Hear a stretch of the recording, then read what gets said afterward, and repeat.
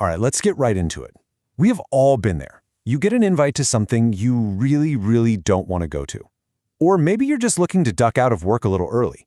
You need an out. You need a good excuse. Well, today we're going to break down the specific and, let's be honest, the incredibly useful Korean art of making an excuse. I mean, seriously, who hasn't, right? It's a universal thing. We're all sitting there, racking our brains for that one perfect, totally believable reason to get out of something. You've got your classics, right? Like the eternally unreliable alarm clock. That is a timeless choice for being late. Or, maybe you go for something a little more formal, a little more vague. The prior commitment. Always a solid, respectable move. Can't argue with that. And then, of course, there's the undefeated champion of excuses. I'm feeling a little under the weather. It's the ultimate get-out-of-jail-free card. But what is so fascinating is that Korean has a specific grammatical pattern that is literally designed for this exact situation. When your reason isn't, well, the whole truth. So, let's meet our star player for today. Dae-da는 Ping-gye. This little phrase is what takes a simple reason and elevates it into a truly strategic pretext. Okay, so the most important thing to get here is that this pattern is what you use when you give a reason to justify what you're doing. But there's a really strong hint that it's not the real reason. It's your cover story. Let's break this down. The heart of the whole phrase is this word right here, Ping-gye. Ping-gye. This means excuse or pretext. So this isn't just any old reason. It's a reason with a motive behind it. And you'll pretty much always see it paired with this verb, Dae-da, which in this context means to make, or to present, or to cite an excuse. So when you put them together, Ping-gye Dae-da literally means to make an excuse. Simple as that. Okay, now this is where it gets really, really cool. Understanding the nuance, or, the vibe, is everything. It's the huge difference between just stating a fact and telling a very strategic story.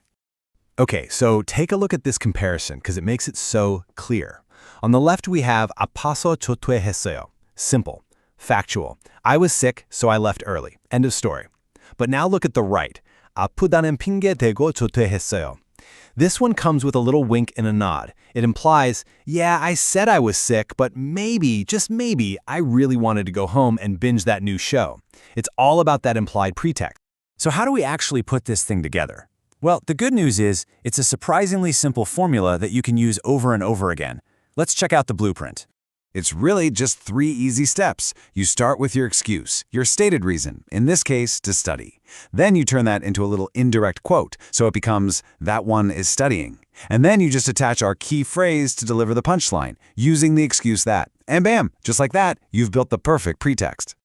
And what's really great is how consistent this pattern is. It doesn't matter if your excuse is an adjective, like busy, a verb like to go, or a noun like birthday. The core structure is exactly the same. You just plug in your word, follow the simple rule, and you are good to go. All right, so theory's done. Let's see this thing out in the wild.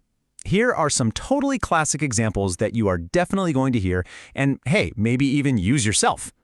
First up, the classic social escape hatch. I was too busy. By using Ping-gye daego, you're basically admitting to your friend later, look, I wasn't that busy, I just really didn't feel like going to your cousin's dog's birthday party. Oh, here's one for every student that has ever lived. You tell your parents you're hitting the books, but in reality, you're gaming all night long. This phrase just perfectly captures that huge gap between the official story and the fun you are actually having. Okay, this one is a little bit cheeky. You go out with a friend and, oops, you conveniently forgot your wallet. Oh, I have no money, you say.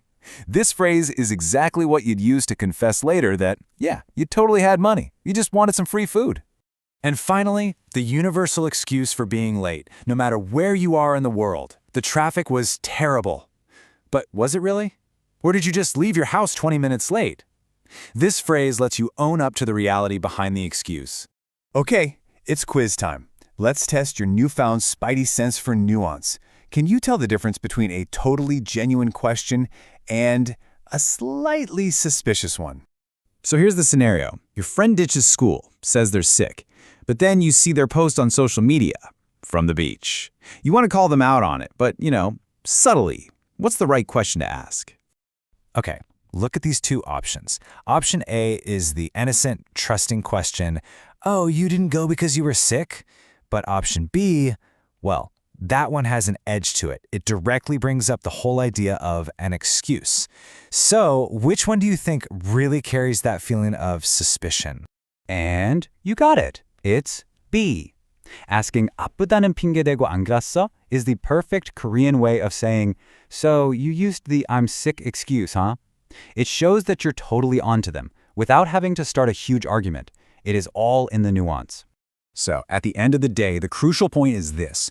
Korean gives you this amazing specific tool to tell the difference between a real reason and a strategic pretext. And that leaves us with one final question to think about. In your own life, how often do you give a reason? And how often do you just 핑계대고 and make an excuse?